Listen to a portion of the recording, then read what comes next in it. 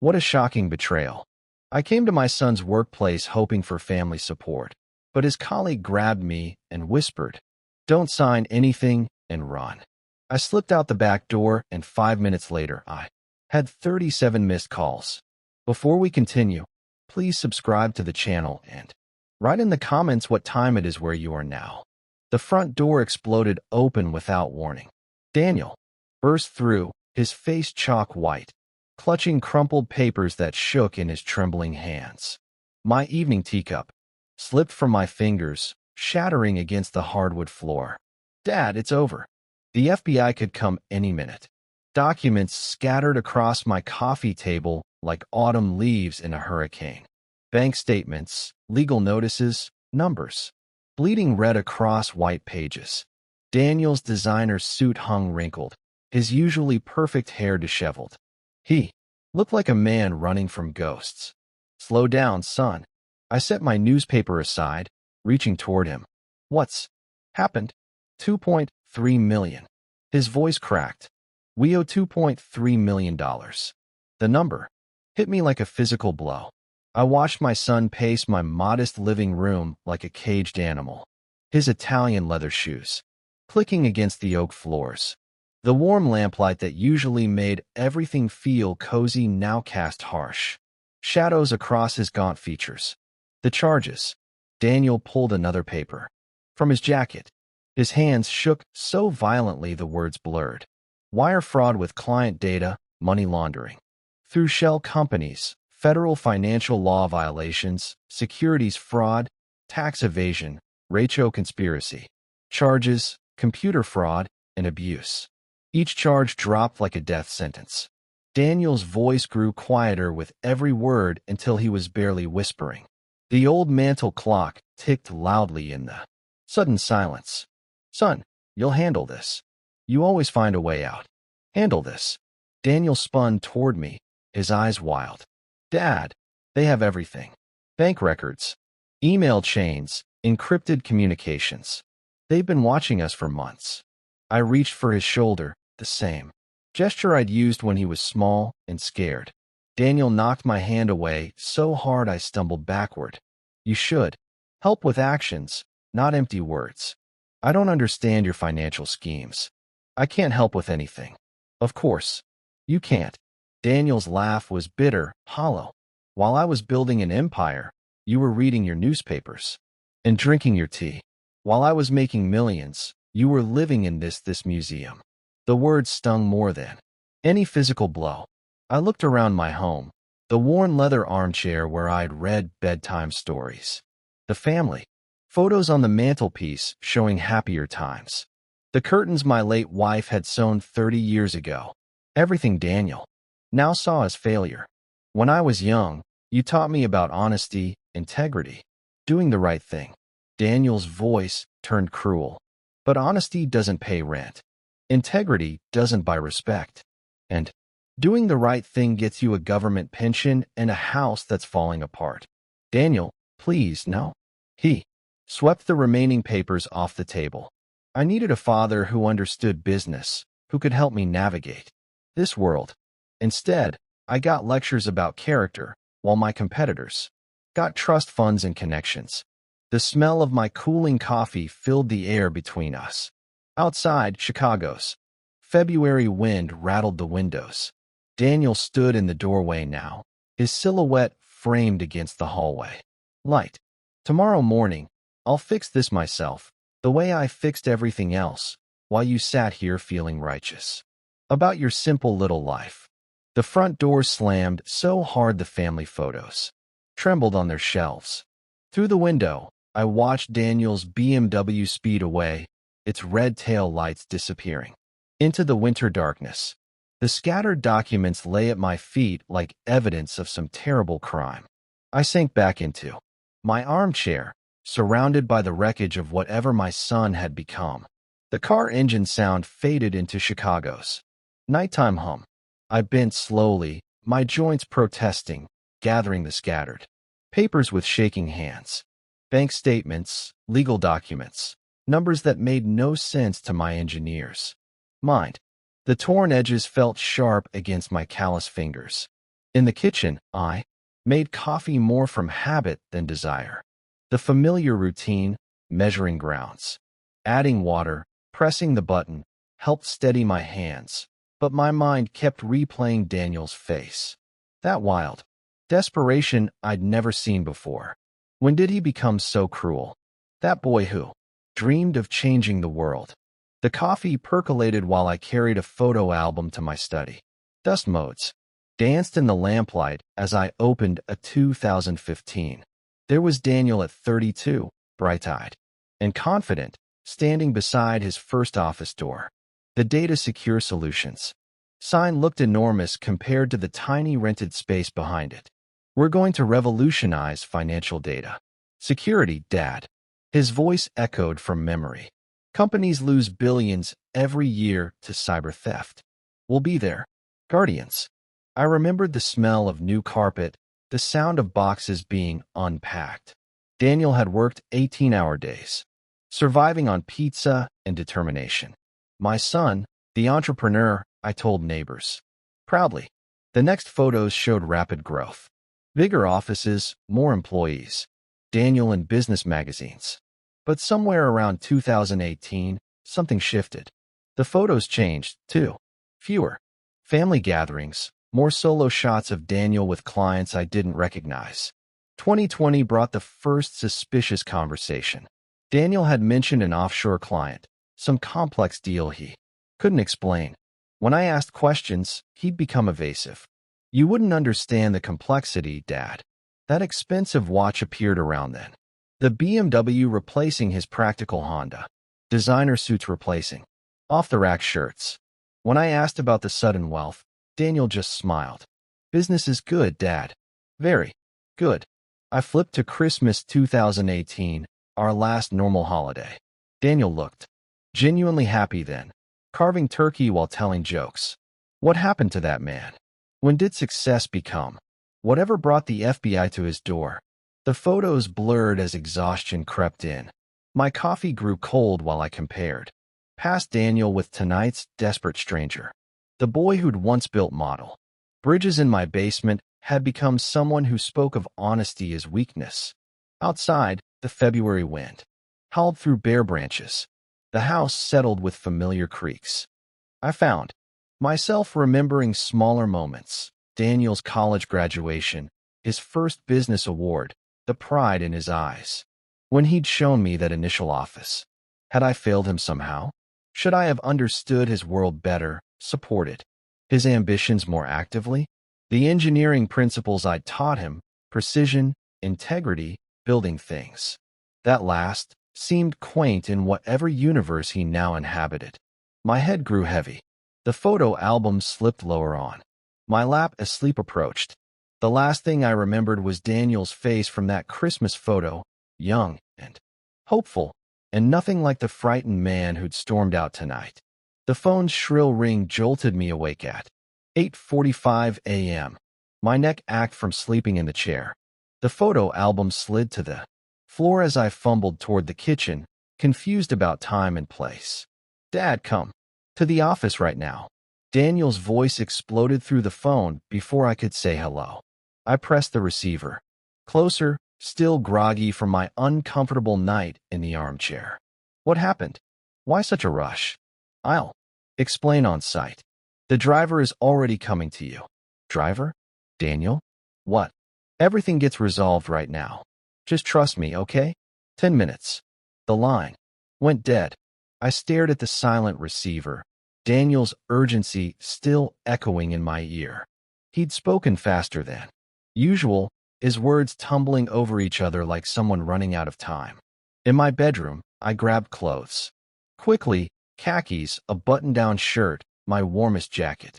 February in Chicago demanded layers. My reflection in the mirror showed an old man with rumpled hair and worried eyes. Someone pulled into events beyond his understanding. Should I call someone? Robert Lewis, my lawyer friend. But Daniel had sounded so certain, so desperate for immediate action.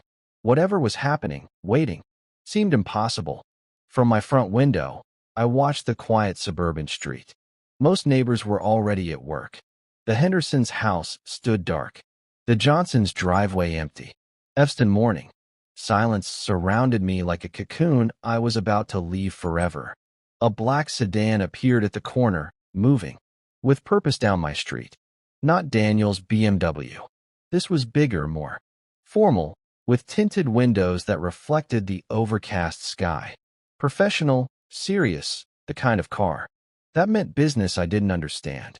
The engine's low hum grew louder as it approached. My stomach tightened with each second.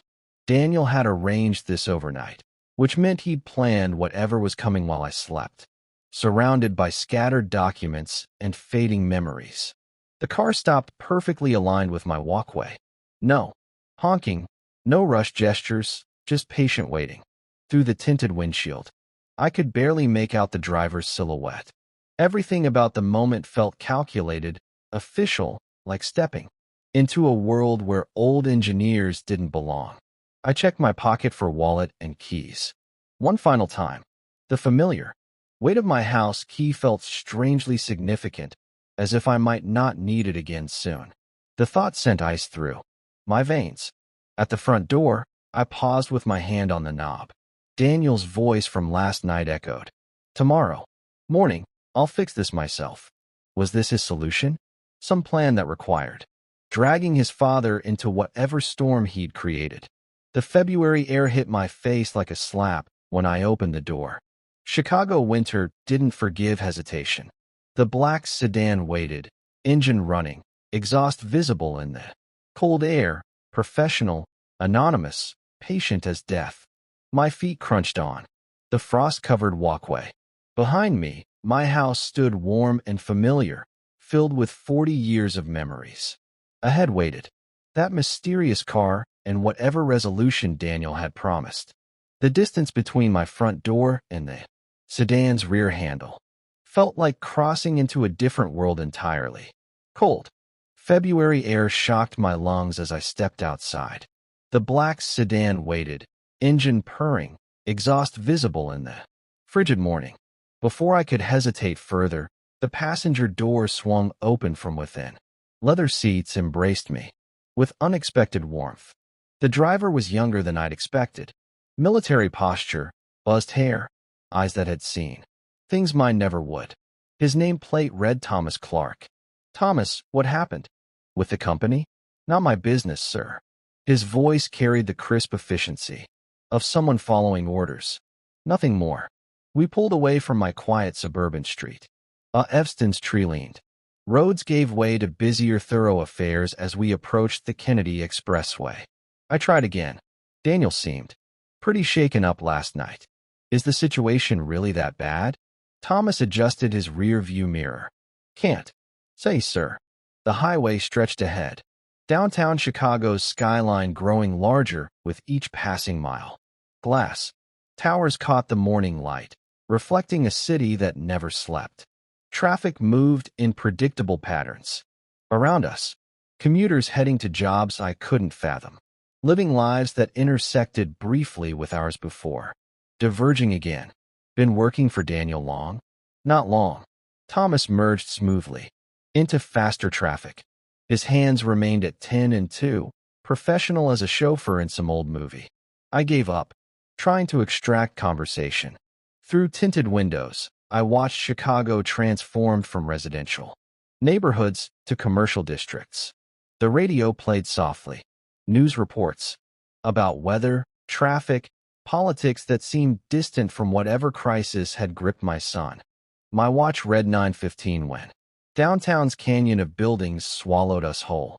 Pedestrians moved with purpose along sidewalks, bundled against the cold but determined. Steam rose from manholes like urban geysers. Everything felt more urgent here, more alive than my quiet Evston Street. The sedan turned onto Lasalle Street, pulling alongside a 40-story glass tower that stretched toward the gray February sky. Corporate plaza fountains sat frozen, their sculptural ice formations catching light like crystal.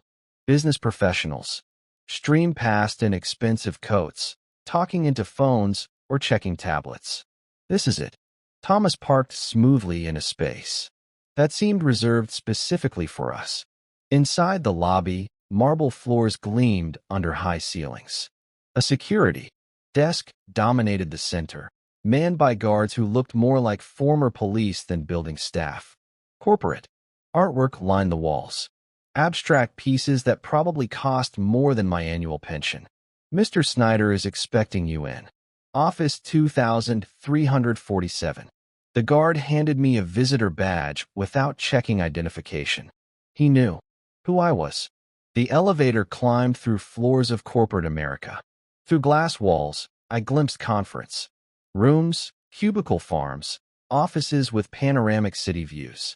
Everything spoke of success, of money moving in ways I'd never understood during my engineering career. 23rd floor. The doors opened. Onto gray carpet and fluorescent lighting. Data Secure Solutions logos marked glass-walled offices where people typed at computers, spoken to headsets, moved with the controlled energy of a successful business. Office 2347 sat at the corridor's end. Through the glass wall, I could see Daniel's silhouette and another man standing near floor-to-ceiling windows. Their voices carried through the door, urgent, discussing something that made Daniel gesture emphatically. My hand found the door handle. Whatever crisis had brought me here, whatever solution Daniel needed, I was ready to help my son however I could. The door swung open to reveal Daniel mid-sentence, gesturing toward documents spread across a conference table. He spun toward me, his face lighting up with relief, so genuine, I felt my own tension ease. Dad, you're going to save our company. Daniel rushed forward, embracing me with the enthusiasm of a child, showing off a perfect report card.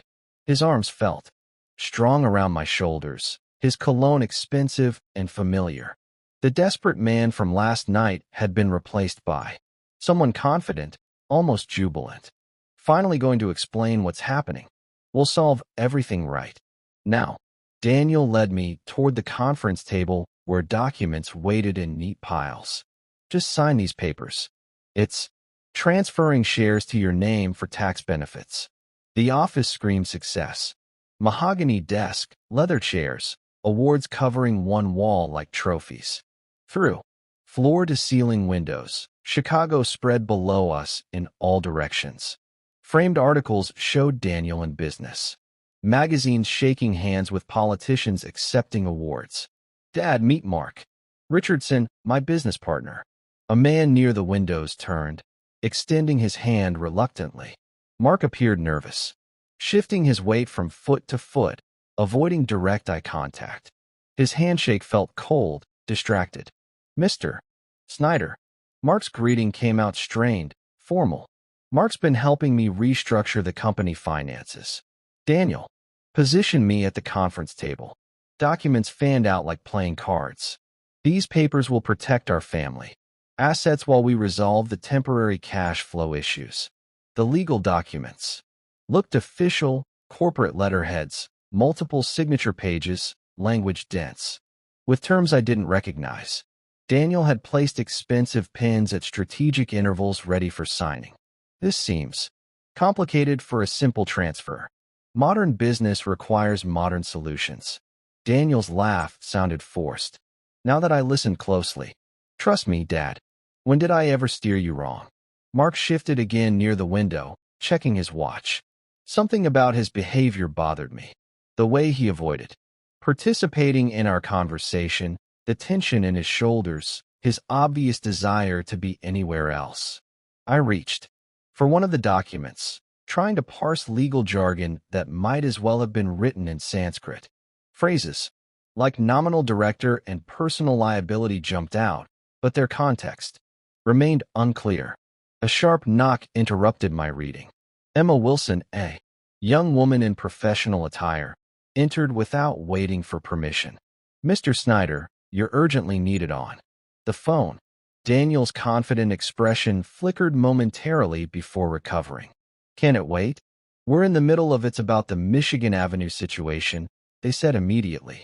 Of course. Daniel squeezed my shoulder.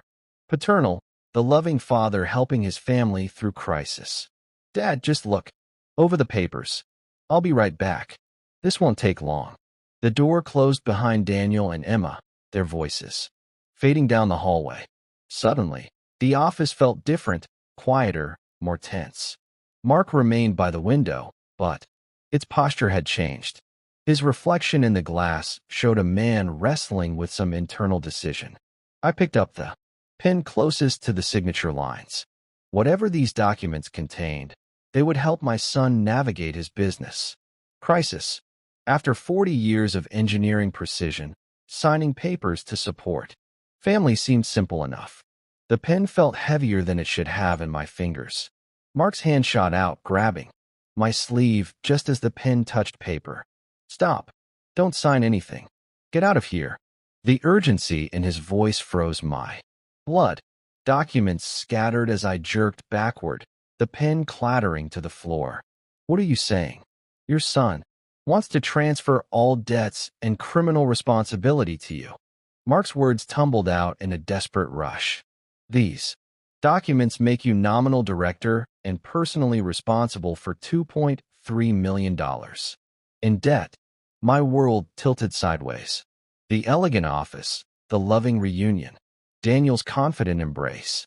Everything suddenly felt like stage props in some elaborate theater. That's impossible. He's my son. Right now, FBI is searching another company office.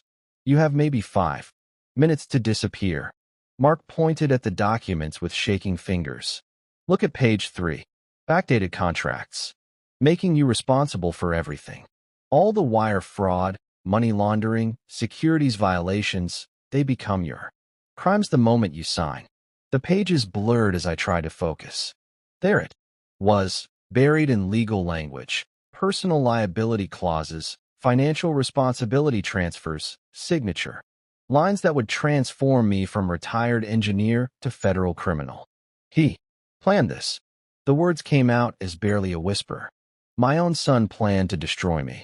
Daniel's been setting this up for months. The company crisis, the desperate phone call, bringing you here, all of it choreographed. Mark glanced toward the door nervously. He could come back any second. My hand shook as I pulled out my smartphone, photographing page after page. The camera captured corporate letterheads, backdated signatures, clauses that would have made me liable for crimes I'd never heard of until yesterday. Why are you helping me? Because I can't watch an innocent man get framed. Mark moved toward the door, listening for footsteps, even if it cost me everything. What happens when Daniel realizes? We worry about that later. Right now, you need to disappear before FBI locks down this building. Mark led me through a side door I hadn't noticed, into service corridors that smelled of industrial cleaning supplies. Emergency lighting cast harsh shadows on concrete walls. Our footsteps echoed in the narrow space. Service elevator to parking garage, exit on State Street. Not Lazel. 23 floors of service stairs stretched below us. My legs, already weak with shock, protested each step. Metal railings felt cold under my grip. Mark stayed close, occasionally checking his phone for messages. Daniel will know you helped me. Maybe, but I'll deal with that consequences. Mark's voice carried grim determination. What I can't deal with is staying silent while he destroys his own father. 15 floors, 10. My breathing grew labored, sweat mixing with February cold from the stairwell. Each step took me further from the trap. Daniel had prepared closer to whatever came next. If you need testimony, evidence, anything, call me. Mark pressed a business card into my hand. But be careful. Daniel's not finished with you yet. 5 floors. 3. The parking garage level appeared through a door marked emergency exit only. Mark hesitated at the threshold. I have to go back. If Daniel suspects, thank you. The words felt inadequate for what he'd risked. I won't forget this. Just stay alive, Mr. Snyder. That's thanks enough. State Street's cold air hit my face like freedom itself. Pedestrians moved around me, oblivious to the trap I just escaped. Behind me, The glass tower stretched toward gray sky, holding secrets that could have destroyed everything I'd built in 68 years of honest living. My phone buzzed. 37. Missed calls from Daniel. He knew I'd escaped. State Street's cold air burned my lungs as I stumbled away from the building, legs still shaking from 23 floors of concrete stairs. Behind me, the glass tower stretched toward gray February sky, holding secrets that had almost destroyed me. My phone buzzed. Daniel, first missed call. Mr. Snyder. I spun around to see Mark emerging from the same exit, breathing hard, sweat visible despite the cold. He glanced nervously at the building behind us, then grabbed my elbow. Take these stairs to the basement. There's an exit to State Street. What about you? I need to go back so he won't suspect. Mark's military bearing couldn't hide his fear. Daniel will realize you're gone in minutes, maybe less. My phone vibrated. Again. Call number 2. How long has this been planned? The question came out broken, defeated. Months, maybe longer.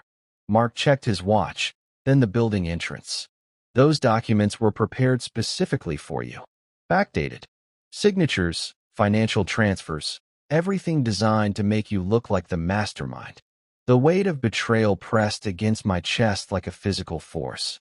While I'd been worrying about my son's business troubles, he'd been constructing an elaborate trap designed to destroy me. Get to a lawyer. You have the evidence. Mark pressed a business card into my trembling hand. His personal cell number was written on the back in blue ink. Will you be safe? Safer than you right now. His laugh held. No humor. Daniel's desperate. He'll try everything. Guilt, threats, manipulation. Don't answer his calls. Phone call 3. 4. The vibrations felt like electric shocks against my leg. If this goes to court, I'll testify. I'll tell them everything I know about the document preparation, the timeline, his intentions. Mark's voice carried the weight of a man who'd made an irreversible decision. 10 years building this partnership, and I'm throwing it away for someone I barely know. Why? Because my daughter is 7 years old, and someday I want to look her in the eye and know I did the right thing when it mattered. Downtown Chicago flowed around us. Business suits, hurrying past, taxi horns, the urban symphony of a city that never paused for individual tragedies.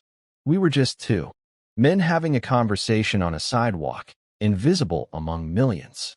Call 5, 6, 7. He's panicking. Mark nodded toward my vibrating phone. That's good. Panic makes people make mistakes. What kind of mistakes? The kind that help prosecutors build cases. Mark extended his hand for a final handshake. Remember, you escaped because you had help from someone inside his own company. That means something to judges and juries. I watched Mark disappear back into the building through a different entrance, probably explaining his absence with some fabricated errand. The glass doors swallowed him like a mouth closing, leaving me alone on State Street with a phone that wouldn't stop buzzing. Call 8, 9, 10. The crowd carried me along their predetermined paths. People with jobs to reach, meetings to attend, lives. That made sense. I felt like a ghost drifting through their solid world, carrying evidence of crimes I still couldn't fully comprehend.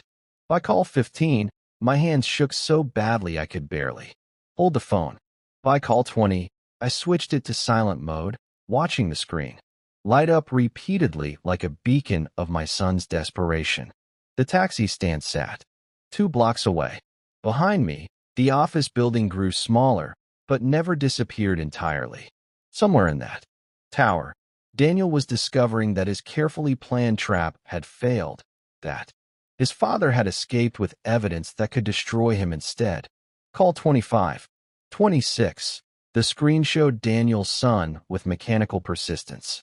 My finger hovered over the decline button as Daniel's son glowed accusingly on the screen. Call 27. I pressed decline and immediately another call came through. 28. The relentless pattern had become a form of psychological torture. Taxi.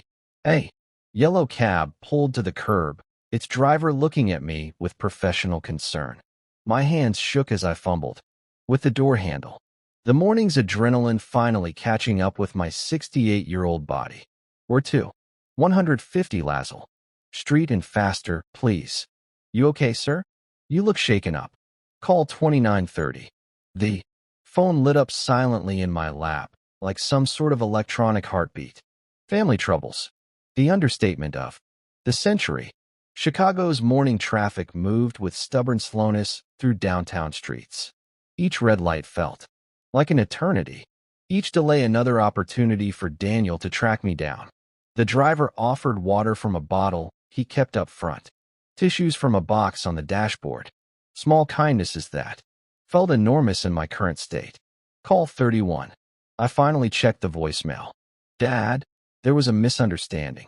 Mark is confused. Come back and let's fix this.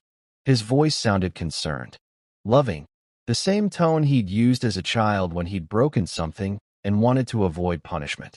The manipulation was so perfect it made my stomach turn. Call 33. Another voicemail.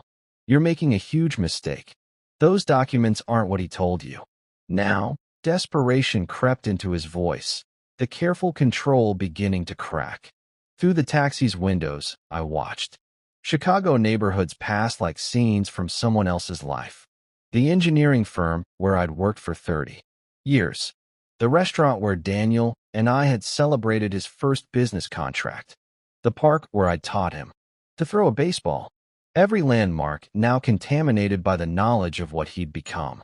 Call 35. Voicemail again. I'm your son. How can you believe a stranger over family? The hypocrisy was breathtaking. He'd planned to frame his own father for federal crimes, then had the audacity to question my loyalty to family. I pulled out the phone photos of the documents, studying them during traffic delays. Even without legal training, I could see my name scattered throughout multiple pages, signature lines prepared specifically for me, dates that would make me appear involved in decisions I'd never heard of. You have no idea what kind of trouble you're creating for both of us. Call 37 carried a different tone entirely. The mask was slipping. Beneath the false concern and manipulation lay something colder, more calculating. This was the voice of someone who'd spent months planning my destruction, frustrated that his target had escaped. The taxi turned onto Lazel Street, approaching the address Robert Lewis had given me years ago when he'd started at his own practice. A modest building compared to Daniel's corporate tower, but it represented something Daniel's world had forgotten entirely. Honest work for honest pay. This is it. I paid the driver, adding a generous tip for his patience and concern. Take care of yourself, sir. Whatever's happening, I hope it works out. Call 37 had been the last one. My phone finally fell. Silent as I stood before the law office building, looking up at windows that promised sanctuary from the electronic harassment. 37 calls in 90 minutes.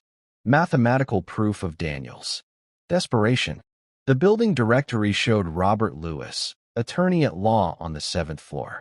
As the elevator climbed, I tried to organize the chaos in my mind. How do you explain to a friend that your own son has become a monster? How do you ask for help when the enemy shares your name and your blood? The elevator dinged softly at the 7th floor. Down the hallway, behind a door marked with modest lettering, waited answers I wasn't sure I was ready to hear. The law office smelled of leather books and strong coffee, familiar scents from a world where words had precise meanings and justice still existed as more than an abstract concept. Robert Lewis looked up from his desk, concern creasing his weathered face as he took in my disheveled appearance. Wilfred, this is more serious than it seems. We'd been friends for 40 years, but I'd never seen Robert's expression quite like this. Professional outrage mixed with personal protectiveness. The document photos glowed on his computer screen. Legal language that had seemed confusing now rendered deadly clear by his expertise. How much more serious?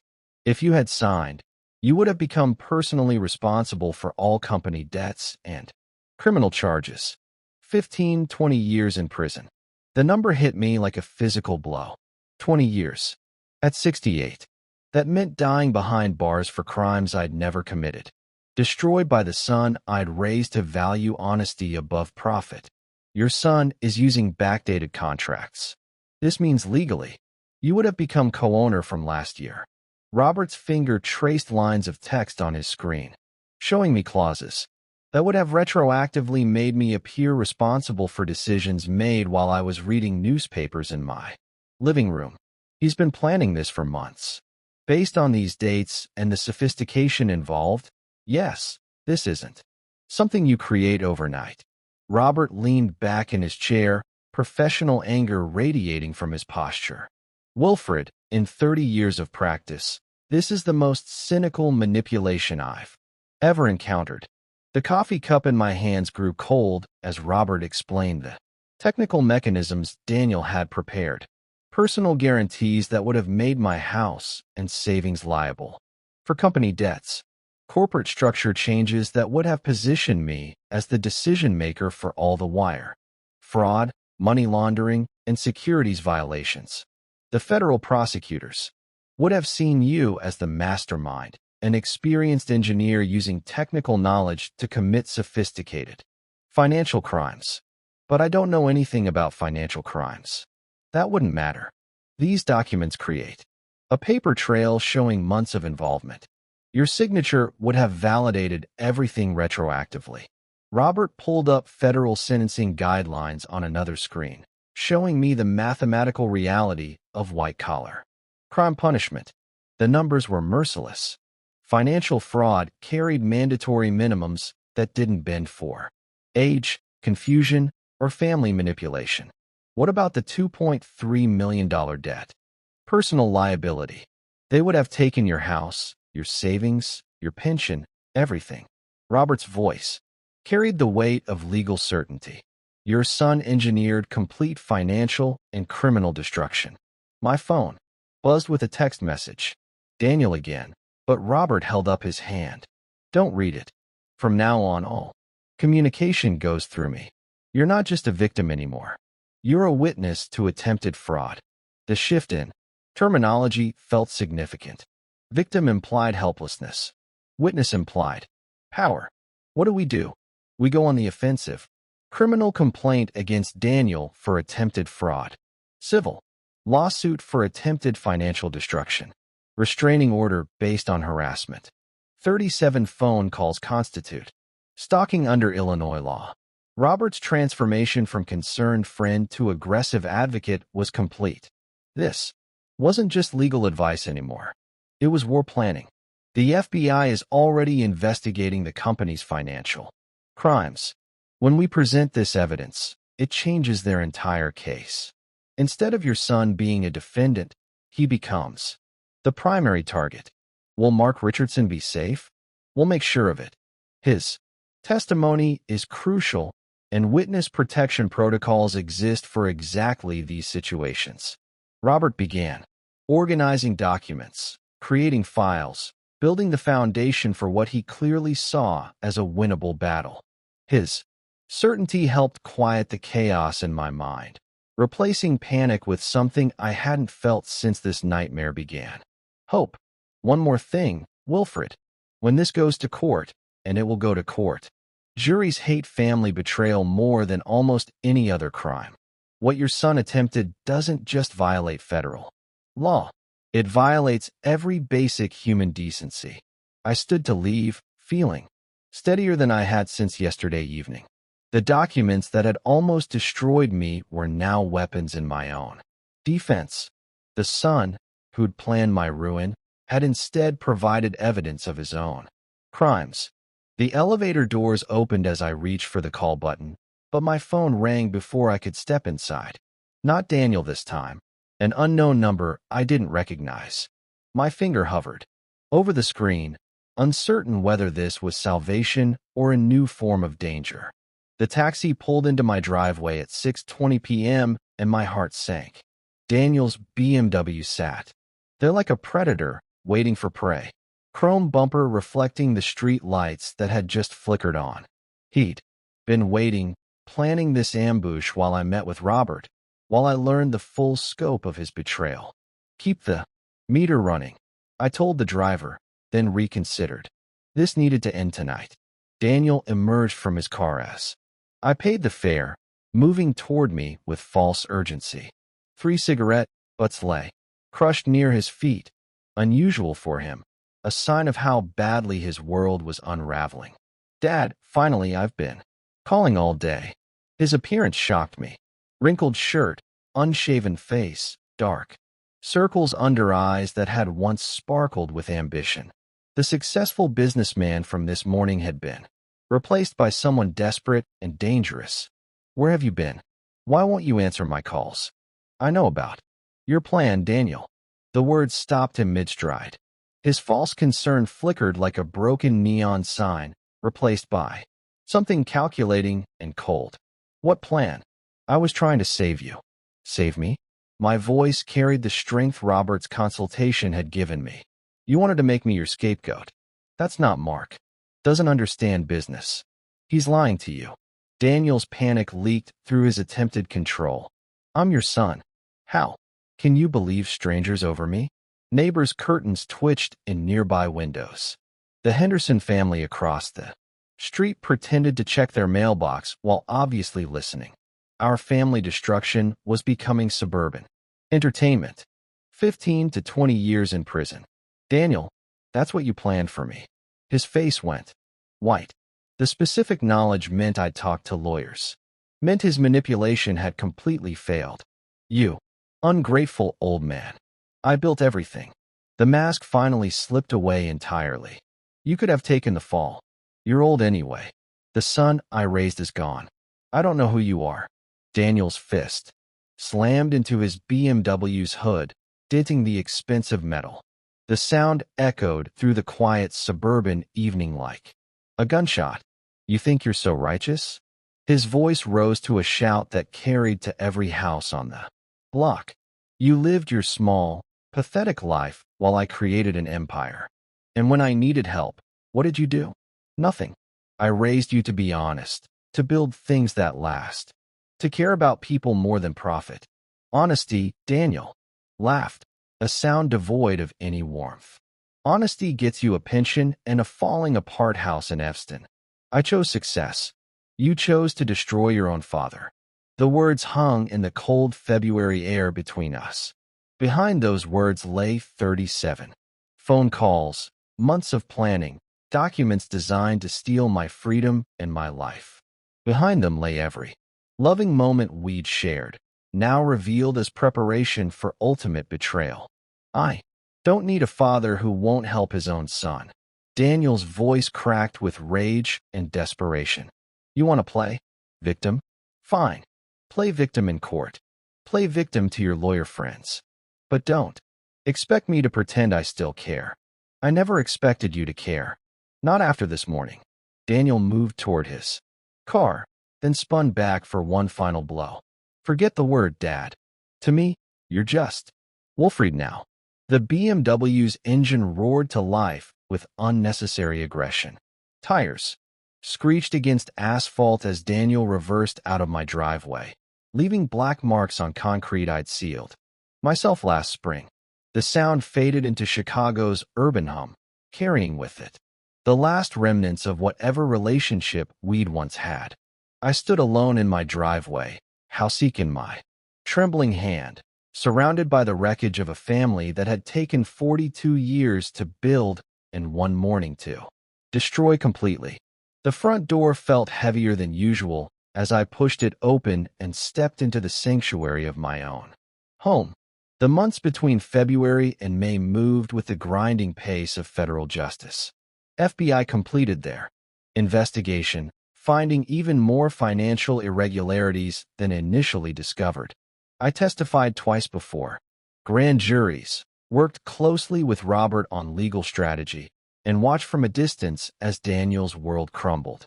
His company collapsed, his assets were frozen, and his former business associates distanced themselves like he carried a contagious disease. May 20th arrived with the weight of finality. Federal Courthouse, Northern District of Illinois, stood like a monument to justice in downtown Chicago. Marble columns reached toward morning sky, American flag hanging motionless in the still air. Media vans lined the street. Our story had captured public attention as the ultimate family betrayal. Local executive tried to frame on. The headlines wrote themselves. Inside courtroom 2347, the same number as Daniel's office, a coincidence that felt like cosmic irony. I took my seat in the gallery. Daniel sat at the defendant's table in orange jumpsuit and shackles. The successful businessman completely erased. His expensive suit had been replaced by prison uniform, his confident posture broken by months in federal custody. All rise for the Honorable Judge Patricia Morrison. Mark Richardson took the witness stand first, his voice shaking with emotion, but steady in purpose. I could not allow an innocent person to suffer. He looked directly at Daniel as he spoke.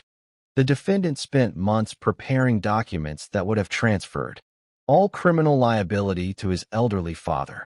Cross-examination tried to portray Mark as a disgruntled employee seeking revenge, but the technical evidence was overwhelming. My phone. Photos appeared on courtroom screens. Document after document showing backdated signatures, personal liability, transfers, corporate structure manipulation designed to frame me for crimes I'd never heard of. When my turn came to testify, I walked to the witness stand on unsteady legs, 68 years old, facing a courtroom full of strangers, describing how my own son had tried to destroy me. He didn't just try to steal my money, I told the judge. He tried to steal my freedom. He tried to steal my final years and give them to the federal prison system. Daniel never looked at me during my testimony. He stared at the table, shoulders hunched. A broken man who'd gambled everything on manipulation and lost. The prosecutor's closing argument was devastating. The defendant attempted to frame his own father for financial crimes, engineered months of preparation, and showed complete disregard for family bonds that should be sacred. Defense attorney's plea for leniency fell flat. How do you defend the indefensible? Daniel Snyder, you are found guilty on all 7 counts of the indictment. Judge Morrison's voice carried the weight of federal authority.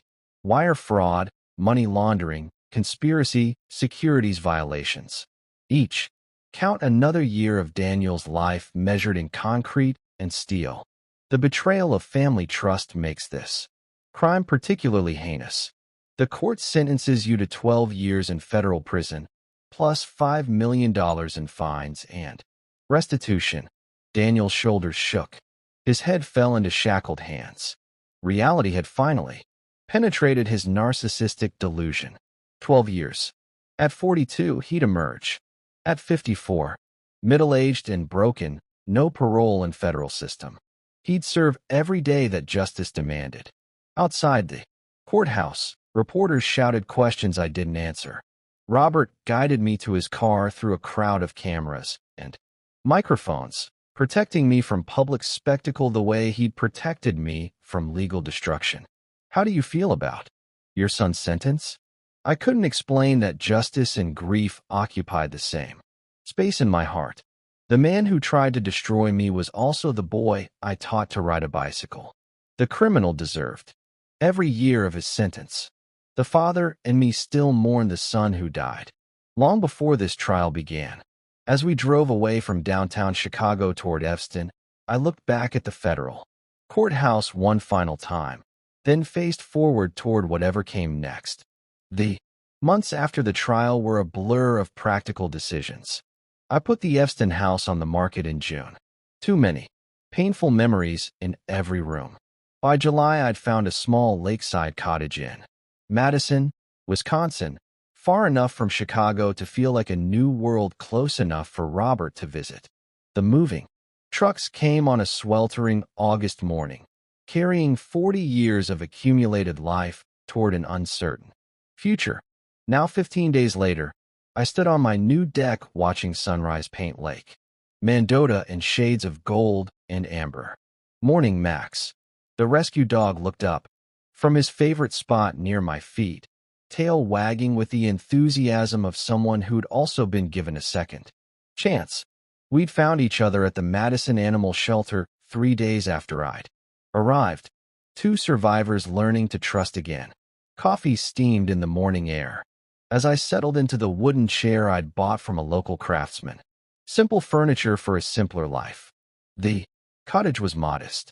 2-bedroom, small kitchen, living room with fieldstone fireplace, but every inch felt like freedom. Madison mornings were quiet in ways Chicago never was. No traffic, symphonies, no urban urgency, just lake water lapping against the shore, birds announcing another day. Peaceful silence that let me think clearly for the first time in months. Mr. Snyder, mail? Delivery. The postal carrier, a cheerful woman named Betty, handed me an envelope with familiar handwriting. Mark Richardson's letter carried news that made me smile for the first time in days. His job search had succeeded, a small consulting firm in Minneapolis that valued integrity over connections.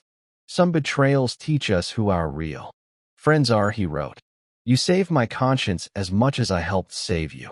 The lake stretched toward the horizon, dotted with fishing boats, taking advantage of perfect August weather.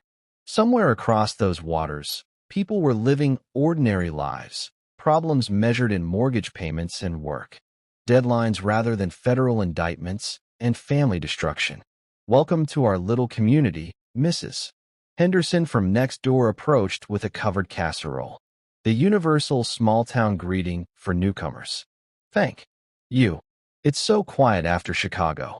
That's why we love it here. Peace and quiet. Friendly neighbors. Simple living. She looked toward Max, who'd approached for inspection. Rescue dog. We rescued each other. 3 months of cottage life had established routines that felt like healing. Morning walks with Max along the shoreline. Afternoon projects, fixing loose shutters, planting a small garden that would bloom next spring. Evening reading in the chair by the fireplace. Books chosen for pleasure, rather than escape from trauma. The hardware store owner, Jim Patterson, had become an unofficial advisor for cottage maintenance. City fellow learning country living, he'd joke, but his advice was generous and his company welcome. Garden's looking good, he'd said yesterday. Tomatoes should be ready by Labor Day. Simple conversations about simple things no one here knew about. Chicago, about trials, about sons who become strangers. I was just Wilfried, the retired engineer who'd moved to the lake for peace and quiet. Sometimes I wondered about Daniel, 12 years. Stretched ahead of him like an unchangeable sentence. Federal prison somewhere, learning to live within walls and schedules imposed by others. Did he think about our last conversation? Did he remember being 7 years old, proud of the birdhouse we'd built together? Probably not. Narcissists don't waste time on regret. Justice had prevailed. Mark had found new work with honest people. I discovered that starting over at 68 was possible, even liberating. The money from the house sale provided modest security. Robert visited monthly, bringing legal updates and old friendship. Max stretched in the morning. Son, then padded toward the cottage for breakfast. Simple needs easily satisfied. We both learned that love didn't require blood relations. Sometimes chosen family proved more reliable than genetic accidents. Standing to follow him inside, I looked across Lake Minota toward the future. At 68, I discovered I was stronger than I knew. Sometimes the greatest gift of betrayal is learning who you really are when everything else falls away. Behind me, the sunrise painted the cottage in warm light. Ahead, whatever came next waited with the patience of lake water against the shore. If you like this story, please like this video, subscribe to the channel, and share your impressions of this story in the comments. To listen to the next story, click on the box on the left. Thank you for watching.